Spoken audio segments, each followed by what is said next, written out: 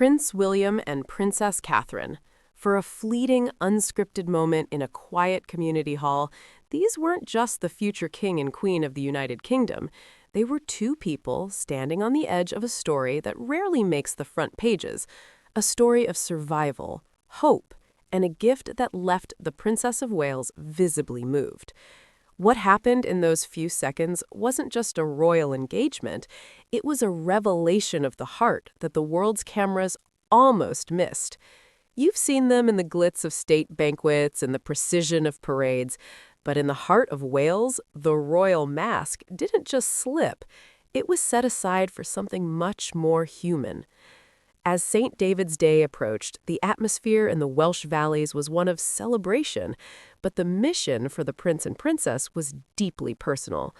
Their journey took them from the bustling streets of Paris to the tight-knit communities of Wales, where the rain couldn't dampen the spirits of local schoolchildren waving flags with frantic joy.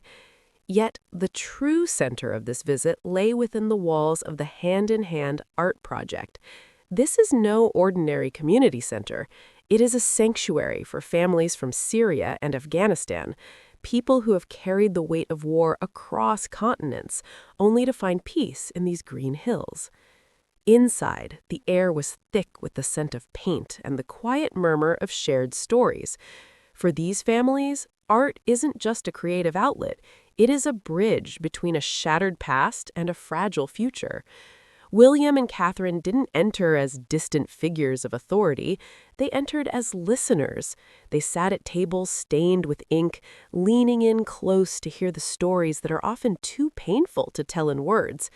It was here, amidst the vibrant canvases and the shared laughter, that the afternoon took an unexpected turn. Before we witness that touching exchange, we invite you to join our community here at Monarchy Today. We are dedicated to bringing you the genuine human stories behind the crown that the mainstream media often overlooks. If you value this deep dive into the lives of the royal family, please subscribe and hit the notification bell so you never miss a chapter of this unfolding history. As the session continued, the Princess of Wales found herself seated across from a young girl, a survivor of a journey we can only begin to imagine. In a world of protocol and curated appearances, what happened next was purely instinctive. The young girl reached into her pocket and pulled out a small handmade necklace. It wasn't crafted from gold or adorned with precious stones. It was a simple string of colorful beads, put together with the focused determination of a child's love. Catherine's reaction was immediate. There was no hesitation, no glance toward her security or advisors. She leaned in, her eyes reflecting a profound sense of gratitude that seemed to bridge the vast distance between their worlds. As she accepted the gift, she whispered a "thank you" that felt more like a promise. In that moment, the handmade necklace carried more weight than any heirloom in the royal vault. It was a symbol of resilience, a tiny token of a new life being built in a new land. Prince William watched on, his own expression reflecting a quiet pride.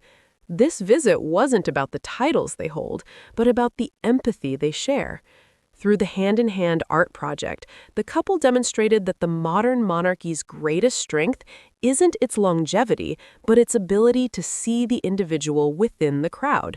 They showed that whether you are a prince or a refugee, the language of kindness is universal. As they eventually stepped back out into the Welsh air, the princess was still holding that small gift, a reminder of a connection that transcended the barriers of status. It serves as a powerful testament to the impact of their work, not in the laws they pass, but in the hearts they touch. The image of the future queen moved by a string of beads is one that will linger long after the crowds have gone home. We want to hear your thoughts on this emotional encounter. Does this change the way you view the princess's role in a modern world? Share your reflections in the comments below. For Monarchy Today, thank you for being part of this journey with us. We'll see you in the next story.